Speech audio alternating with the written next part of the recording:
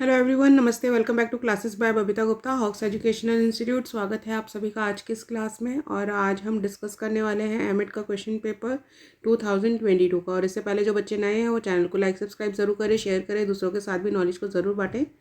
तो देखिए, मेरी कोशिश रहती है कि जो बच्चे एजुकेशन से जुड़े हुए हैं, जो मेरे साथ जुड़े हुए हैं, उन सभी के लिए मैं इंपॉर्टेंट जो चीज़ें हैं उनके एग्जाम्स के लिए वो मैं पोस्ट करती रहूँ। तो उसी सीरीज़ में इंपॉर्टेंट क्वेश्चंस, प्रीवियस ईयर के क्वेश्चन पेपर्स, इंपॉर्टेंट टॉपिक्स में आप लोगों का डिस्कस करती हूँ। लाइव सेशन भी मैं आप लोगों का लेती हूँ, जो बच्चे टेट एग्जाम की तैयारी कर रहे हैं या फिर केवीएसडी ट्रिपल एसबी की तैयारी कर रहे हैं। तो इन सब का जो मोटिव है सिर्फ यही है कि आप लोगों की जो प्रिपरेशन है वो अच्छे से हो पाए, आप लोगों की तैयारी अच्छे से हो पाए और ज़्यादा से ज़्यादा बच्चे मेरे साथ जुड़ पाएँ।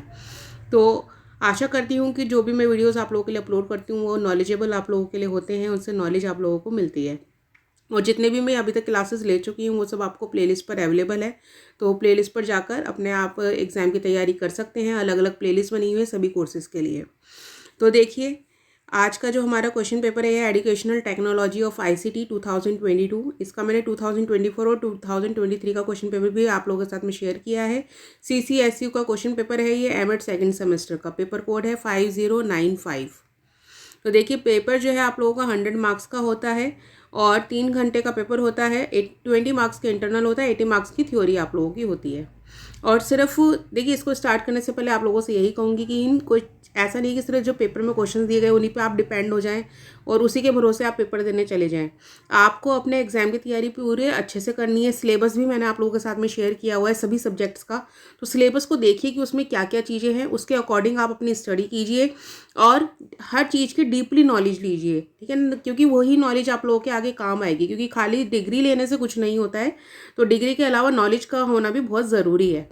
तो नॉलेज लें, डीपली नॉलेज लें। और जो बच्चे पर्सनल क्लासेस लेना चाहते हैं उनके लिए डिस्क्रिप्शन बॉक्स में कॉन्टैक्ट नंबर दिया गया है, व्हाट्सएप के जरिए आप लोग कॉन्टैक्ट कर सकते हैं। तो चलिए देख लेते हैं हम। फर्स्ट क्वेश्चन आप लोगों का शॉर्ट नोट्स का होता है, जो कंपलसरी क्वेश्चंस होता है। और इस पेपर का देखिए, पेपर में तो आपको चॉइस मिलती है, बट आप पेपर की तैयारी कर रहे हैं तो एक भी क्वेश्चन आपको मिस नहीं करना है, सारे क्वेश्चंस की अच्छे से प्रैक्टिस करनी है। तो इसमें जो फर्स्ट क्वेश्चन है आप लोगों का वो है, differentiate between hardware and software approaches of educational technology. तो शैक्षिक तकनीकी के कठोर शिल्प एवं कोमल शिल्प उपागमों में अंतर बताइए। सेकंड है इसमें, state any 4 functions of NIOS। तो NIOS के कोई 4 कार्य बताइए। नेक्स्ट है इसमें, what do you understand with open educational resources. मुक्त अधिगम संसाधनों से आप क्या समझते हैं। इसके बाद आ जाता है, what are the advantages of mobile learning. Mobile अधिगम से आप क्या क्या मतलब इसके क्या लाभ हैं।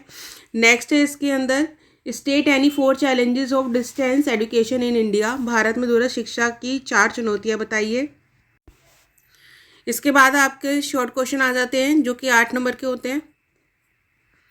तो इसमें आपको फर्स्ट दिया गया है, describe briefly about the stages of teaching. तो शिक्षण की विभिन्न अवस्थाओं का संक्षिप्त वर्णन कीजिए।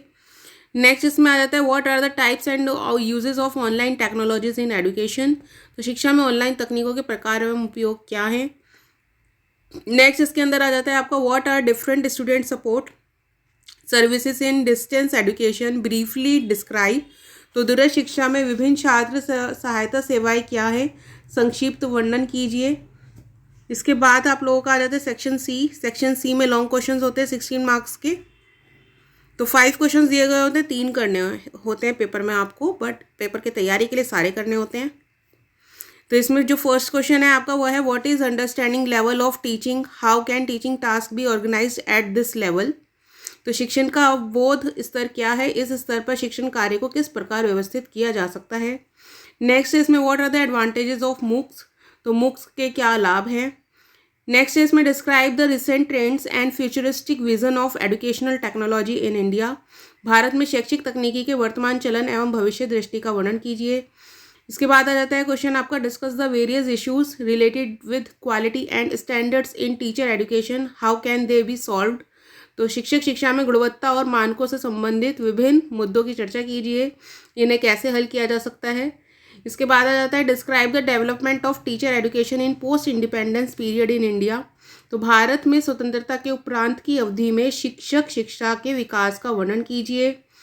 नेक्स्ट इसमें आ जाता है, how the different mall practices adopted by teacher education institutions can be regulated. तो शिक्षक शिक्षा संस्थानों द्वारा अपनाई गई विभिन्न विकृतियों को कैसे नियंत्रित किया जा सकता है। तो ये सारे आप लोगों के क्वेश्चंस हैं। आई होप कि ये इनसे आप लोगों को अपने एग्जाम की तैयारी में हेल्प मिलेगी। तो तैयारी आप लोग करते रहिए। कोई भी डाउट होता है कमेंट बॉक्स में लिखकर पूछ सकते हैं आप लोग, और मेरे साथ इसी तरीके से बने रहिए। वीडियो इन्फॉर्मेटिव लगते हैं तो इनको लाइक ज़रूर करें, चैनल को सब्सक्राइब करें, दूसरों के साथ नॉलेज को ज़रूर बांटें। तो जल्दी मिलते हैं नेक्स्ट क्लास में। अभी के लिए थैंक यू, धन्यवाद।